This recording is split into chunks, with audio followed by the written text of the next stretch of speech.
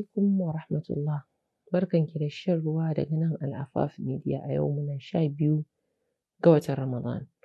Allah maɗaukakin sarki yana cewa fa khudh ma ataituka wa kun minash shakirin.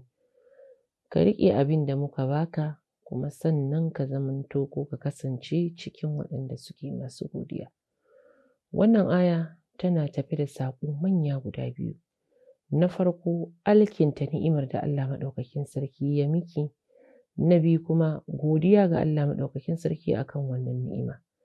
Alkinta ni'ima yana tafe da saƙon cewa, ki ririta ta, ki darajta ta, ki ga tsadarta, ki yi amfani da ita ta fuskar da ta kamata, ki san darajar wannan ni'ima ɗin da tsadarta.